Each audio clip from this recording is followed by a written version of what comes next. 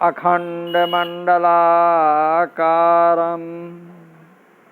व्याप्तं येन चराचरं तत्पदं दर्शितं येन तस्मै श्रीगुरुवे नमः। तस्मै श्रीगुरुवे नमः। बोलिए श्री सद्गुरुदेव की जय। आप समस्त श्रोता बंधुओं को हमारा हार्दिक प्रणाम, सप्रेम नमस्कार है। जैसा कि चर्चा चल रही है कि रामायण के अनुसार भजन का महत्व, तो भजन के बारे में गोस्वामी जी ने बताया कि जो 54वें एपिसोड में चर्चा चल रही थी, उसी से आगे ये 55वां एपिसोड है, इस पे चर्चा होगी। आप सभी का 55वें एपिसोड में हार्दिक अभिनंदन है, हार्दिक स्वागत है। आइए चर्चा करते हैं। चल रही थी कि श्रद्धा बिना धर्म नहीं होई, और बिनु माहि गंध कि पावई कोई। तो बिनु माहि गंध की पावई कोई, यानी पृथ्वी में गंध गुण है, उससे सबकी वासना पूर्ति होती है। वैसे ही श्रद्धा पूर्वक धर्म से सब प्रकार की वासनाएं पूरी होती हैं। श्रद्धा बिना धर्म नहीं होई, वाच्यार्थ यह है कि श्रद्धा बिना यथा धर्म नहीं होता। पुनः पृथ्वी बिना यथा कोई गंध नहीं पाता, यथा बिना तप के तेज नहीं बढ़ता, तथा बिना जल के संसार में कोई रस नहीं पाता इत्यादि। भावार्थ यह है कि जब जीव श्रद्धा करके अनेक भांति का परिश्रम करता है, तब सुधर्म का पूर्ण निर्वाह होता है। जीव स्वाच्छित उधर जाता है, कोई ले जाने वाला नहीं, उसे ही भवसागर को अपनी इच्छा से जाता है। देखिए, बिना पृथ्वी कोई गंध नहीं पा सकता, अर्थात पृथ्वी तत्व की इंद्रिय नाशिका है, जिसका विषय गंध है। जब जीव गंध विषय में आसक्त हो, पृथ्वी आवरण में पड़ता है, तब विषय वश हो जाता है, उसके ज्ञान का नाश हो जाता है, जिससे वो स्वयं भवसागर में गिरता है। यहाँ आकाश के पश्चात वायु आदि को क्रमशः न लेकर पृथ्वी का दृष्टांत देकर और श्रद्धा का वर्णन करके सूचित करते हैं कि जैसे आकाश सबसे सूक्ष्म और पृथ्वी सबसे स्थूल भूत है, उसी प्रकार अड़ोरियान महतो महीयान है। जैसे इन दोनों के सब में संबुद्धि है, वैसे ही जीव मात्र में हमारी संबुद्धि होनी चाहिए। श्रद्धा को पृथ्वी का दृष्टांत देने में भाव ये है कि जैसे पृथ्वी में निज गुण गंध सहित अन्य चारों भूतों के गुण भी स्वाभाविक ही हैं, वैसे ही सात्विक श्रद्धा से ही विज्ञान और समता तक के सभी आवश्यक सद्गुणों की प्राप्ति हो जाएगी। तो ये क्रम ज्ञान दीपक में स्पष्ट किया है। श्रद्धा से धर्म, धर्म से वैराग्य, वैराग्य से योग, योग से ज्ञान और ज्ञान से विज्ञान, समता की क्रमशः प्राप्ति होगी। ये भी 5 भूमिकाएं हैं। प्रथम भूमिका श्रद्धा के प्राप्त होने से शेष चारों की प्राप्ति सुलभ है। रस जल तत्व का गुण है, उसकी उत्पत्ति जल तत्व से ही होती है, तप से ही तेज की प्राप्ति होती है। भरत भवन बस तन तप कसही, अतः उनका शरीर तेज से संयुक्त हो गया था।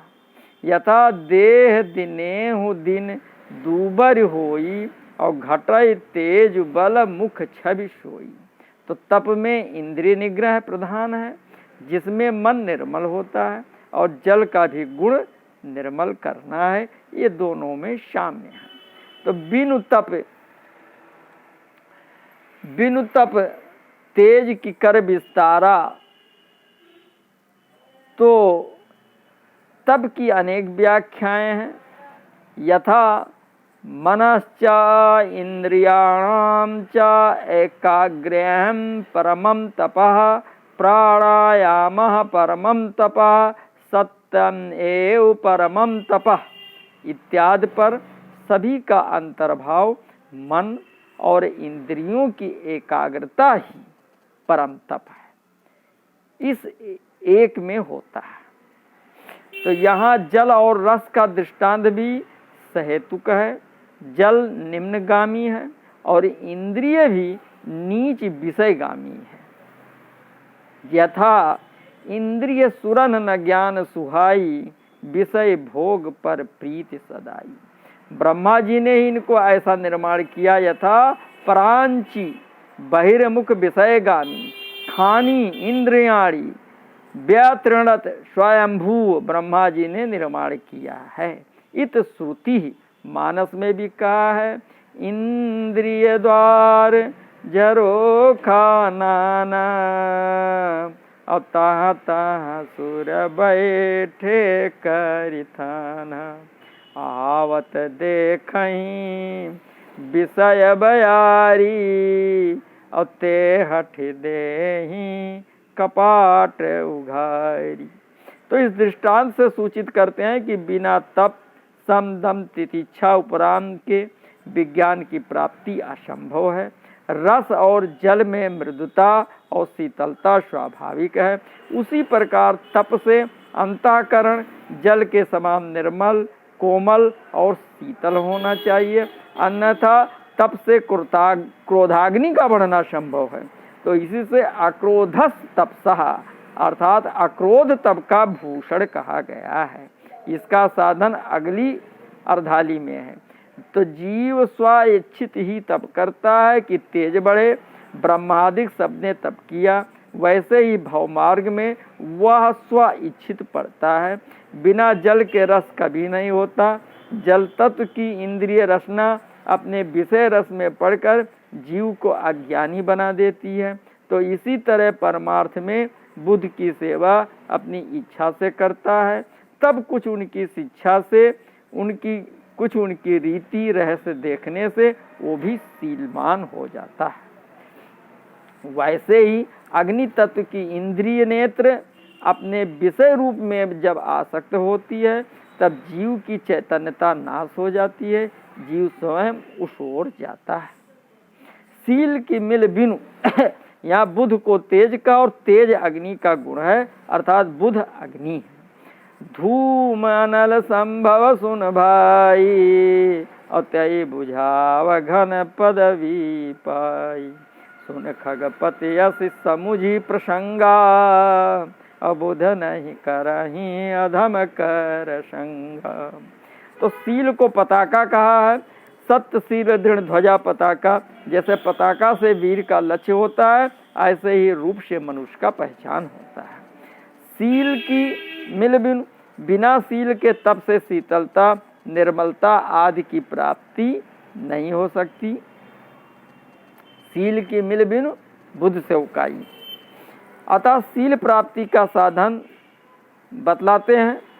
जड़ का विरुद्धार्थी बुध है, तो ये जड़ मोह ही बुध होई सुखारे, इस वाक्य से स्पष्ट है। और दोष दे ही जननी है जड़ तेई, और जिन गुरु साधु सभा नहीं सेई। तो इस वचनामृत में जड़ के विरुद्ध गुरु साधु हैं। अतः बुध गुरु, साधु, ज्ञानी, भक्त है। तो इनकी सेवा में सील की प्राप्ति होती है। रूप नेत्र इंद्रिय का विषय है। रूप में सबसे बड़ा प्रलोभन माया रूपी नारी है, जिसे देखकर मुनि भी विवश हो जाते हैं। बिना बुध संत गुरु कृपा के इससे बचना असंभव है। तपश्चर्या में मुख्य बाधक यही है। तो इसी से रूप का विचार तप के अनंतर किया गया है। इस विकार को जीतने की शक्ति संत सेवा जनित तेज से मिलती है। संत सेवा बड़ा तप है। सततम सीलम परम भूषणम। सील में स्त्री विषय से बचना मुख्य गुण है।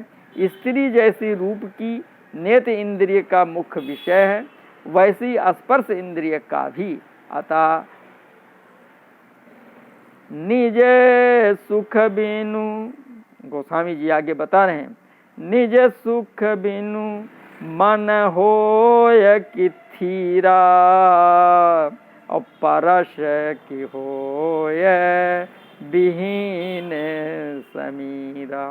और कौनिव सिद्धि कि बिनु विश्वासा, और बिनु हरि भजन न भव भय नाश। अर्थात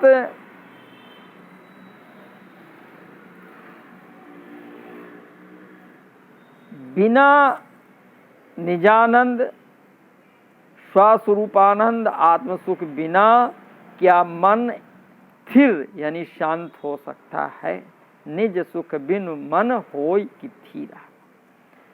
और क्या पवन तत्व के बिना स्पर्श हो सकता है। परश की होय विहीन समीरा।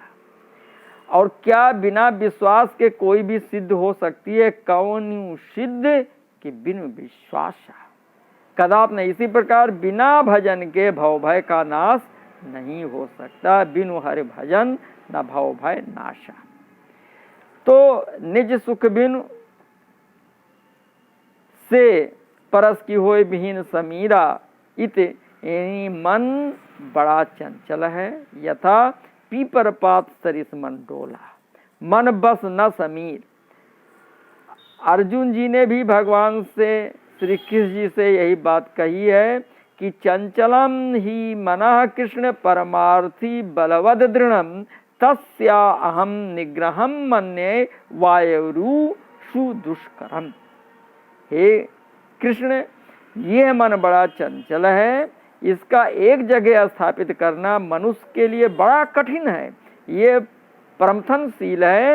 ये मनुष्य को बलपूर्वक मथ कर विषयांतरों में निर्बाध रूप से विचरने लगता है। अपने अभ्यस्त विषयों में भी सदा स्थिर न रहने वाले मन को विपरीताकार आत्मा में स्थापित करने के लिए रोकना तो मैं वैसा ही अति कठिन मानता हूँ जैसा प्रतिकूल गति वाले महान वायु को पंखे आदि से रोक रखना। तो भगवान ने उनसे सहमत होते हुए उसके बस में करने का उपाय बतलाया। यथा असंशयम महाबाहो मनो दुर्निग्रहम चलम अभ्यासेन तू कौन्ते वैराग्येण च गृह्यते। निसंदेह मन चंचल और दुर्निग्रह है तथा अभ्यास और वैराग्य से वो बस में किया जा सकता है। इसकी प्रबलता और विषय लोलुपता विनय में बारंबार कहकर उसके बस होने के उपाय भी बताए हैं। यथा हौ हार्यो कर जतन विविध विध अतिशय प्रबल अजय तुलसीदास बस होई तबहि जब प्रेरक प्रभु बरजय। विषय विनय पत्र का 89 में है। विषय बारी मन मीन भिन्न नहीं होत कबहु पल एक। कृपा डोर बंसी पद अंकुश परम प्रेम मृदु चारो। यही विध वेधि हरो मेरो दुख कौतुक नाथ तिहारो। विनय पत्र का 102 में। बिन मधुपहिपन कै तुलसी रघुपत पद कमल बसई हूँ। विनय पत्र का 105। ब्रह्म पीयूष मधुर शीतल जो पै मन सो रस पावे। और तो कत मृग जल रूप विषय कारण निसबाशर धावे। विनय पत्र का 116।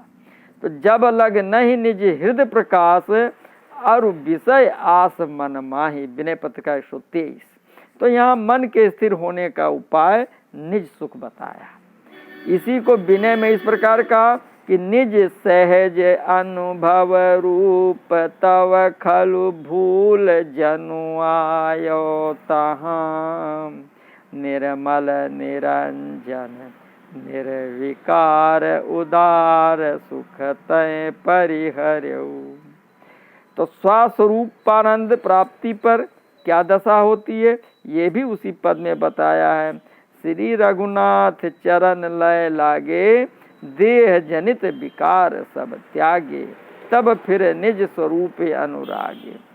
अनुराग जो निज रूपता जगते विलक्षण देखिए, संतोष सम शीतल सदा दम देहवंत न लेखिए। निर्मम निरामय एक रस त्यहि, हरस शोक न व्यापई।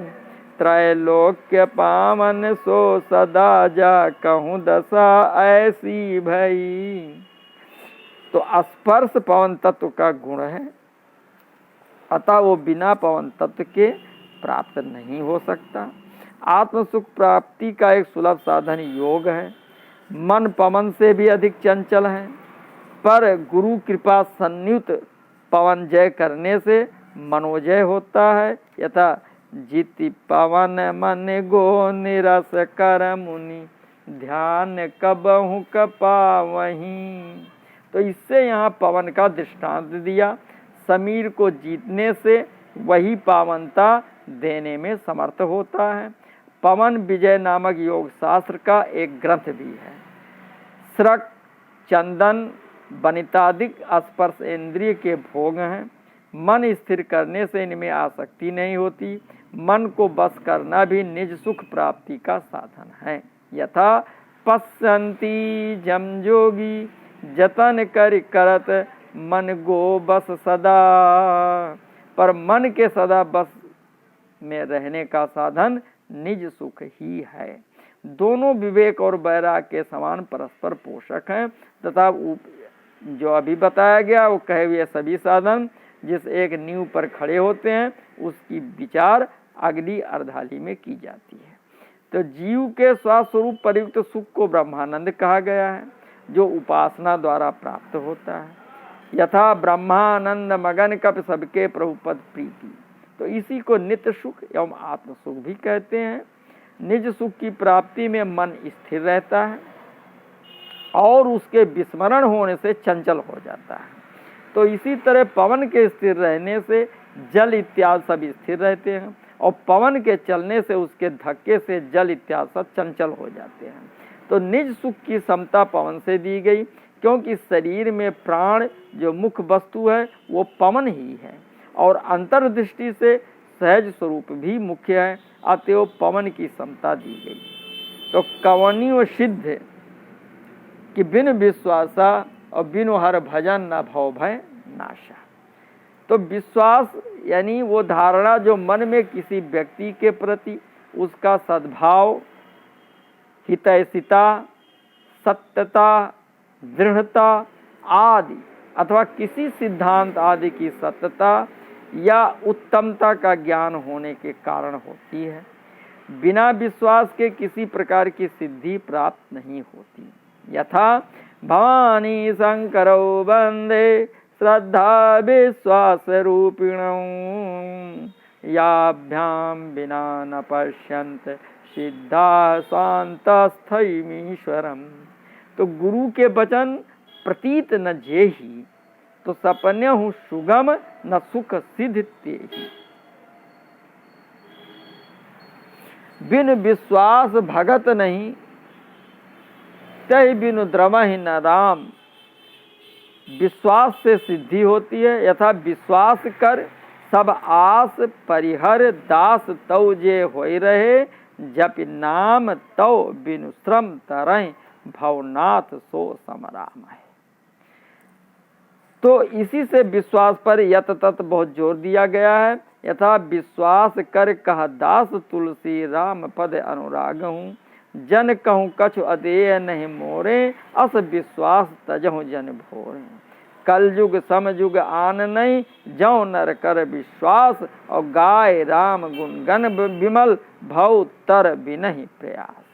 मुन दुर्लभ हरि भगत नर, पावहि बिनहि प्रयास, और जे यह कथा निरंतर सुनहि मानि विश्वास। यानी विश्वास की महत्ता बहुत बड़ी बात है। भुसुंडी जी का ये निज अनुभव भी है। इनको श्री राम जी के चरणों में अटल विश्वास था, तभी तो लोमा जी ने उनको अनेक आशीर्वाद दिए और उनका मनोरथ सिद्ध किया था। रिस मम महतशीलता देखी, राम चरण विश्वास विसेखी। तो कवनी सिद्ध, कवनी सिद्ध के बिन विश्वासा कहकर बिना भजन कहने का भाव यह है कि ये जैसे विश्वास सभी साधनों का मूल है, वैसे ही हरि भजन हरि शरणागति भी समस्त साधनों के साथ होनी ही चाहिए। अन्यथा सिद्ध साधन सिद्ध राम पगनेहू की प्राप्ति नहीं। आगे यही भाव और अधिक स्पष्ट किया गया है। बिन विश्वास भगत नहीं तहि बिनु द्रवै। तो राम भजन बिन मिटहि की कामा, उपक्रम कि बिनु हर भजन न भव भय नाशा, ये उपसंहार है। तो उपक्रम और उपसंहार में जो बातें कही, उस सिद्धांत की पुष्टि पांचों तत्वों और उनके गुण और मात्राओं के दृष्टांत उपक्रम उपसंहार के बीच में देकर कि को अवकाश की न बिनु पावे, बिनु मई गंध की पावे कोई, जल बिनु रस की होई संसारा, और जिम बिनु तेज न रूप गोसाई, और परस होई कोई विहीन समीरा। तो इनमें से क्रमशः आकाश, पृथ्वी, जल, अग्नि और पवन तत्व और उनके अवकाश, गंध, रस, रूप और स्पर्श ये निज गुण कहे हैं। तो राम भजन बिन मिटहि की कामा, तो बिन विज्ञान की समता आवे इत्यादि चौपाइयों का प्राय यह है कि श्रवण इंद्रिय का देवता आकाश और विषय शब्द है। श्रवण अपने देवता का विषय ग्रहण करता है, त्वक इंद्रिय का देवता पवन और विषय स्पर्श है। त्वक अपने देवता के विषय ही को ग्रहण करता है, तो इसी तरह नेत्र अपने देवता सूर्य के विषय रूप को, रसना अपने देवता वरुण के विषय रस को, और नासिका अपने देवता शनि कुमार मही संयुक्त के विषय गंध को ही ग्रहण करती है। अपने इष्ट देवता को छोड़ ये इंद्रियां दूसरे के इष्ट देवता को नहीं ग्रहण करती। ये इंद्रियां ऐसी पतिव्रता हैं। ठीक इसी प्रकार जीव के इष्ट देवता और इनके विषय जो भक्ति है, जीव का कल्याण अपने देवता का विषय ग्रहण करने में ही है, अन्य से नहीं। पर यह जीव पतिव्रत्य छोड़ व्याभिचारी हो गया, इसने अन्य देवताओं के विषयों को ग्रहण कर लिया। पर यह जीव पातिव्रत छोड़ व्याभिचारी हो गया, तो इसे से अनेक योनियों में चक्कर खाता फिरता है। तो ये इन दृष्टांतों का तात्पर्य है। तो जीव स्वेच्छा से दुख सहकर महाचंचल मन को स्थिर कर लेता, वैसे ही स्व इच्छा से वो भव में पड़ता है, क्योंकि पवन बिना स्पर्श हो ही नहीं सकता। जब जीव पवन आवरण में पड़ता है तब स्पर्श